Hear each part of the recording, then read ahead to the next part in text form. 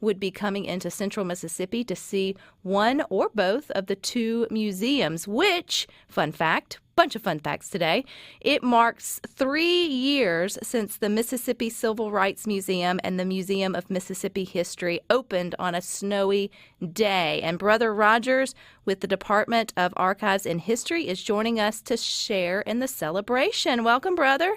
Thank you, Rebecca. Thank you and your audience for your interest in Mississippi history. So is it happy anniversary or is it happy birthday? Oh, it's both. We are celebrating and we are excited about having these museums open for the last 3 years.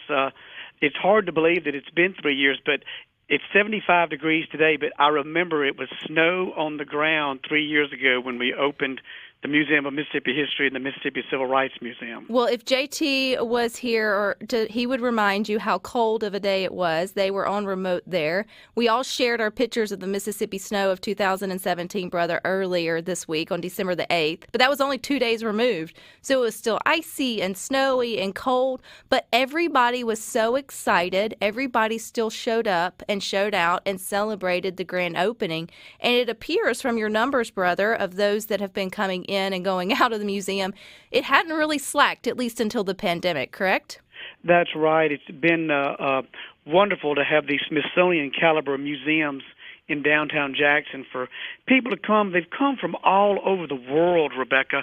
We've had over 450,000 visitors since we opened. And just in case your audience wants to know, we're closed on Mondays, but we're open Tuesday through Saturday, 9 a.m. to 4 p.m., and we're free every Sunday. We're open from noon to 4 on Sundays, and we're free on Sunday afternoons.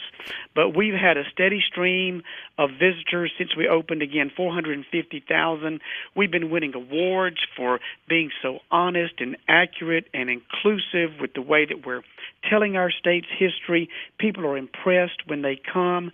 And I do want your audience to know that we are open, even though it is a pandemic. We're not able to take school buses full of children. We're not able to have family reunions. We're not able to have tour buses. But because we are open, now's a good time to come because you can easily social distance because we don't have the large groups.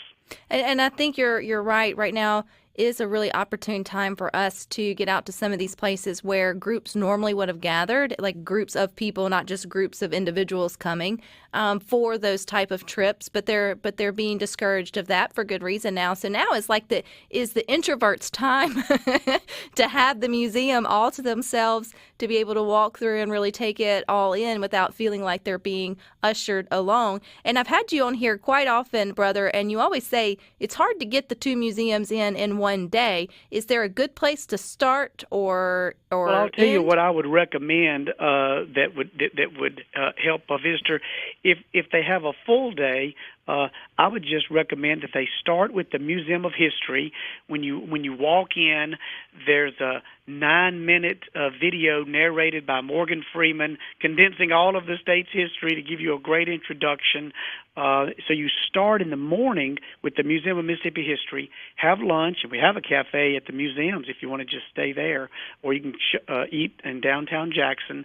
Then after lunch, go and take in the Mississippi Civil Rights Museum.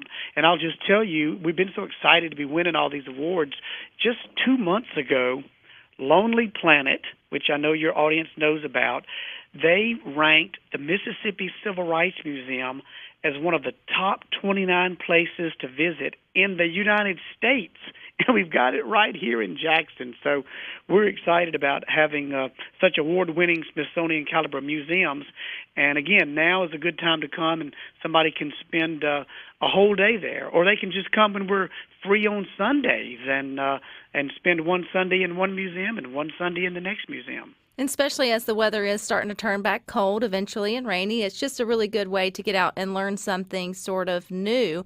And if we want to see a new exhibit, brother, I know you guys are always switching around and doing things. I don't know how the pandemic has sort of changed your plans for the end of 2020 into 2021, but are there any special exhibits still going on right now? I think the last time we spoke, it was the distilled Prohibition exhibit. Is that still up and going, or is there something new? And we've extended the life of that, Rebecca, because of the pandemic. And this is a very interesting special exhibit on the second floor of the two Mississippi museums about Prohibition, because as your historically astute audience knows, Prohibition ended in 1933 nationally.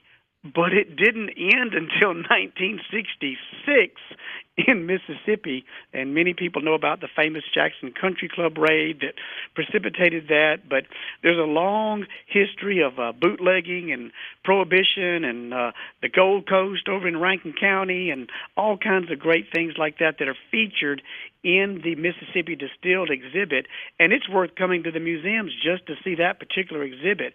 And it'll be up for a few more months, so I do hope that your listeners will come and listen to that. And let me throw out one other cool thing that there is to see there. It's the 20-star flag. Today is Statehood Day. We became a state as Mississippi, the 20th state on December the 10th, 1817.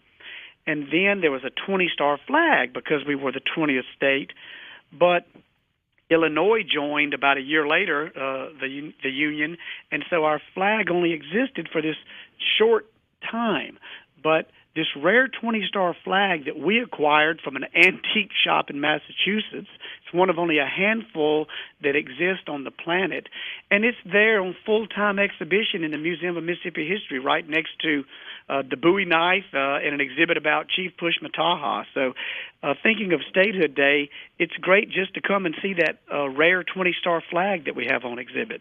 Well, Brother Rodgers, you just reminded us, too, we're only 3 years removed from our bicentennial, which also made December the 10th so special, and the day that you guys opened the two museums there in central Mississippi. And so, yeah, I mean, it would be a good time, and at least with everything going on and the free time we have on our hands, to make sure that we add that to our list of things to do this holiday season. Is there still virtual tours, though, online? I know during the pandemic, you guys did a lot of great video content to keep those that can't make it in. Is those still up for people for viewing? Yeah, there are. The Mississippi Department of Archives and History has a YouTube channel, and so if somebody just goes to YouTube, they can find our channel that will have videos there, and there's one about Mississippi Distilled. And I want to do my due diligence and say that people can do their Christmas shopping at the Mississippi Museum Store that is in our museums. Everything in there is Mississippi-based. If you're looking for a Mississippi gift, I hope she's not listening. For my 3-year-old granddaughter, I bought her a Kermit the Frog in there. So, there's Mississippi books for children, Mississippi books for adults. There are pottery from Mississippi artists. There's just tons of Mississippi-themed and Mississippi-based gifts there. So if somebody's looking for a Christmas gift that relates to our state, we have a great place in our museums for them to shop. And I would assume a museum membership would make for a great stocking stuffer?